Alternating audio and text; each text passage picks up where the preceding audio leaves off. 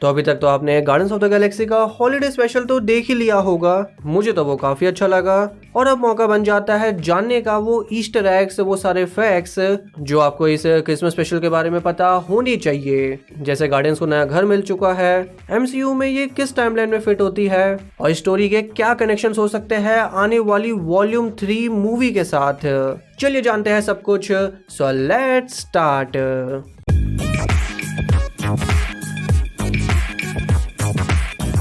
शुरुआत हम यहाँ पे करते हैं इसी चीज से कि ये मार्वल स्टूडियोज की दूसरी स्पेशल प्रेजेंटेशन थी। जैसा कि हम जानते हैं कि इससे पहले वेयरवुल्फ बाय नाइट आ चुकी है इसी अक्टूबर में, जो हैलोवीन स्पेशल थी, और ये थी क्रिसमस स्पेशल। तो भले ही यहाँ पे ये दूसरे नंबर पे रह गई, लेकिन ये मार्वल का पहला आइडिया था जो उन्होंने सोचा था डिज्नी प्लस के लिए। जब जेम्स गन यहाँ पे वॉल्यूम 2 की शूटिंग कर रहे थे तब उन्हें लगा कि उन्हें ऐसा कुछ क्रिसमस पे स्पेशल चीज बनानी चाहिए, और आगे जाके जब डिज्नी प्लस बना तो ये उन पहले आइडियाज में से एक था जो उन्होंने वहां पे डिज्नी प्लस के लिए कंफर्म कर दिया। और इसकी शूटिंग भी जो अभी guardians of the Galaxy volume 3 की शूटिंग हो रही थी उसी के साथ में ही करवा दी गई थी। और जैसे मैं बार बार कह रहा हूँ कि ये है एक हॉलीडे स्पेशल। बेसिकली ये मेन मनाया जाता है क्रिसमस के टाइम पे। यूएस के कई सारे ऐसे पॉपुलर कंटेंट ऐसे क्रिसमस के टाइम पे एक अलग शॉर्ट मूवी या स्पेशल एपिसोड निकालते हैं ताकि जब लोग छुट्टियों के टाइम पे अपने घर पे हो तो आराम से फैमिली के साथ इसे एंजॉय कर सके। मेनली यहाँ पे इंस्पायर्ड है स्टार वॉर्स का जो एक हॉलीडे स्पेशल आया था, और उसी से इंस्पायर्ड होते होते हम यहाँ पे मार्वल का भी एक क्रिसमस स्पेशल देख रहे हैं। उनका जो हमें फैन फेयर भी देखने को मिला, वहां पे भी स्टार्टिंग होती है क्रिसमस की कई सारी कॉमिक्स के साथ। मार्वल कॉमिक्स भी यहाँ पे क्रिसमस पे स्पेशल एडिशन निकालता था, उसके बहुत सारे हमें पेजेस यहाँ पे देखने को मिले। ऑफ कोर्स मैं सबको एक्सप्लेन नहीं करूंगा क्योंकि उसका कोई एमसीयू से ज्यादा कनेक्शन नहीं होगा, लेकिन उनके अलावा जो हमें मार्वल का लोगो दिखाया जाता है, वहाँ पे हमें लाइट्स देखने को मिलती है, स्नो भी गिर रहा है यहाँ पे। और वहीं पे जो हमें नए कैरेक्टर्स इस इंट्रो में देखने को मिले वो थे शी हल्क, और शूरी भी यहाँ पे मौजूद थी। फिर यहाँ पे स्टार्टिंग होती है एक ओल्ड स्टाइल एनिमेशन के साथ जो यहाँ पे 60s और 70s की फीलिंग देने की कोशिश कर रहा था, जिसमें हमें यहाँ पे दिखाया जाता है स्टार लॉर्ड का बचपन।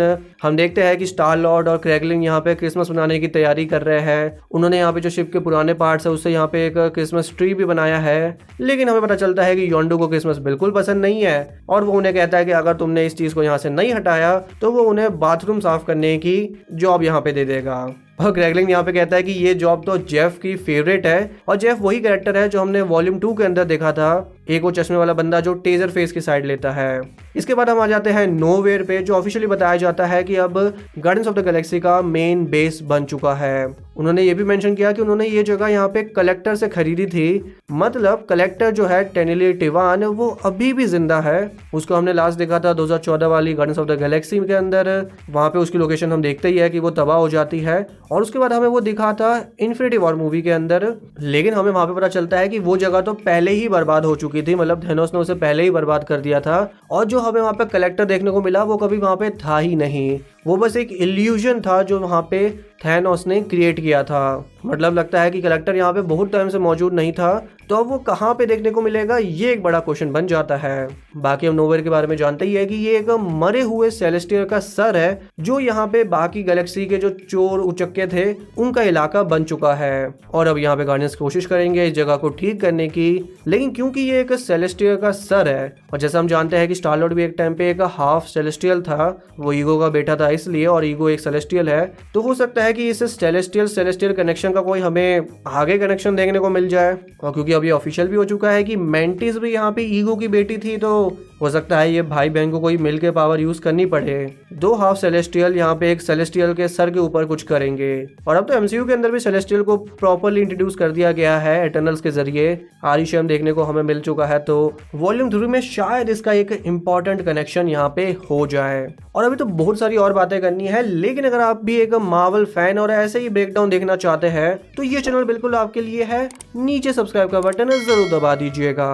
इसके बाद हमें देखने को मिलता है यहाँ पे गार्डियंस ऑफ द गैलेक्सी का नया मेंबर कॉस्मो द डॉग, जिसको हमने सबसे पहले वॉल्यूम 1 के अंदर देखा था जो कलेक्टर के कलेक्शन के अंदर, और उसके बाद हमें वो यहाँ पे देखने को मिला जो ऑफिशियली यहाँ पे पार्ट बन चुका है इस टीम का। जेम्स गन ने इससे पहले ये कंफर्म कर दिया है कि बहुत सारी चीजें ऐसी थी जो उन्हें लगा कि वो मूवी में इंट्रोड्यूस करते तो उन्हें काफी टाइम लग जाता, तो कुछ चीजें उन्होंने यहाँ पे ही बता दी है, जैसे नोवेयर हो गया और ये कॉस्मो द डॉग हो गया।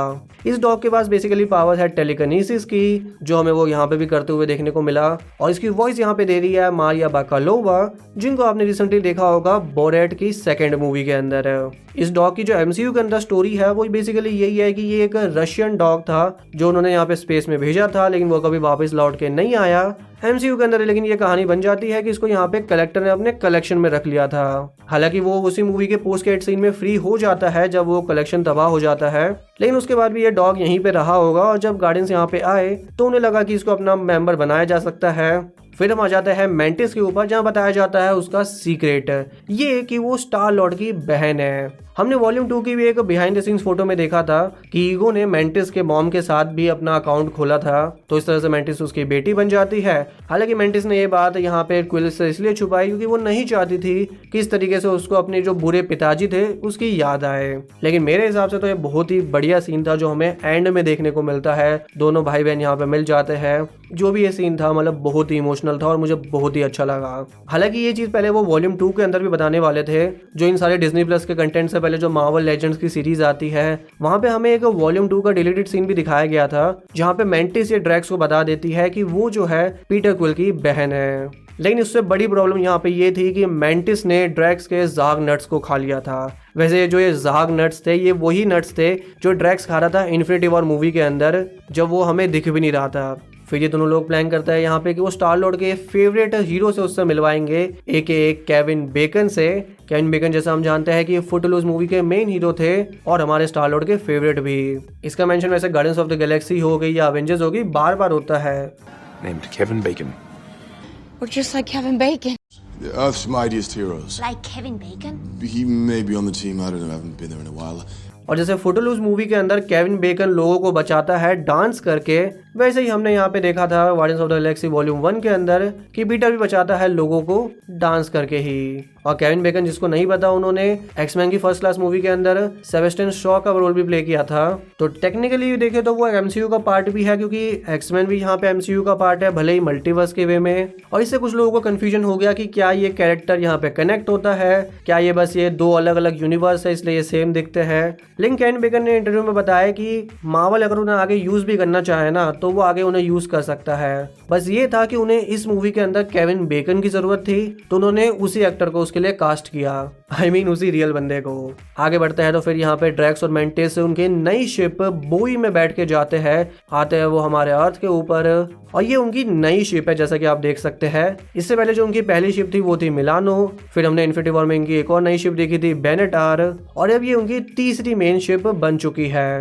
और यहाँ पे बढ़िया सीन ये था कि जैसे ही वो अर्थ पे आते हैं तो एक औरत उसे देख के रोना शुरू कर देती है, क्योंकि जैसा हम जानते हैं कि जब भी कोई बाहर की शिप हमारी दुनिया के अंदर आई है उसका अंजाम अच्छा नहीं रहा है। फिर ये लोग यहाँ पे हॉलीवुड बॉलीवुड के अंदर घूमते हैं, जहाँ पे हमें हेक्सन 3 मूवी का पोस्टर भी देखने को मिला। और इसका स्टार कौन था? हमारा किंगो हमें आगे भी एक और पोस्टर में देखने को मिला, वो एक क्रिसमस मूवी थी उसकी।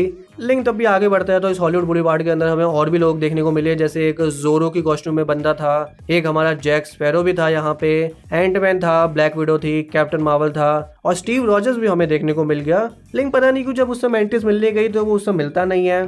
कोई अच्छी बात नहीं है यार, स्टीव कोई आपसे मिलने आया और आप उससे देख के भाग जाओ। वहीं पे एक बंदा भी था जो गो बॉट्स की कॉस्ट्यूम में था, जिसे देख के ड्रैक्स गुस्सा हो जाता है। ड्रैक्स उससे कहता है कि तुमने ही मेरे कजन को मारा था। मतलब जो ये गो बॉट्स है ये भी एमसीयू में एग्जिस्ट करते हैं। और जिन लोगों को नहीं पता, ये जो गो बॉट्स है ये टेक्निकली बिलोंग करते हैं ट्रांसफॉर्मर्स के मल्टीवर्स से। वैसे मुझे उनके बारे में ज्यादा तो नहीं पता, लेकिन क्या इसका मतलब ये भी हो सकता है कि ट्रांसफॉर्मर्स भी इस यूनिवर्स का हिस्सा है? पॉसिबल तो कुछ भी है। फिर ये लोग एक बार में चले जाते हैं, जिसका जो बारटेंडर था उस एक्टर का नाम है फ्लोरा बॉग, जिसने रिसेंटली हमारी सुसाइड स्क्वाड मूवी के अंदर भी कैमियो किया था, और वो भी जेम्स गन ने ही बनाई थी। मतलब ये तो है ही कि अगर आप जेम्स गन की मूवी में काम करते हो तो आपको बार बार काम तो मिलता ही रहेगा।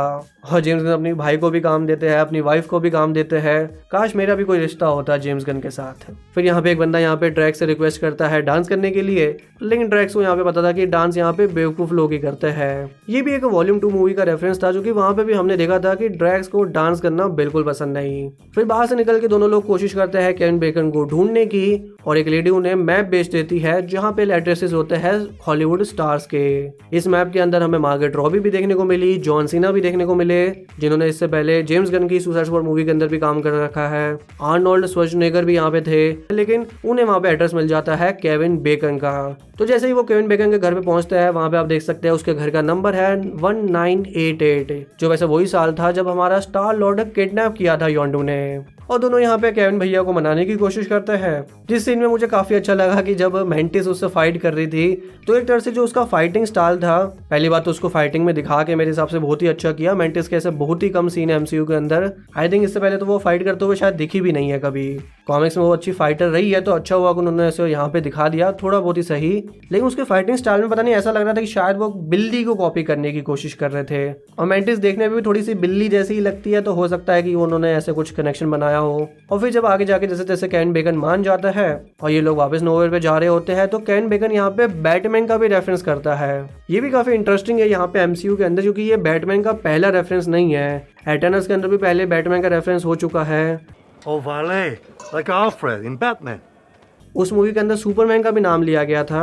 मतलब एक तरह से देखे तो हमारे एमसीयू के अंदर डीसी कॉमिक्स बेची जाती होगी, और डीसी कॉमिक्स यहाँ के जो है फिक्शनल सुपर हीरोज होंगे। जैसे हमारी रियल दुनिया में ये दोनों हैं, वैसे ही मार्वल की दुनिया में डीसी वाले फिक्शनल हो गए। और डीसी ने भी कई बार अपनी बाकी चीजों में मार्वल का रेफरेंस किया है। लेगो बैटमैन मूवी जिसने देखी है उनको याद ही होगा। What is the password? Iron Man sucks. Thank you.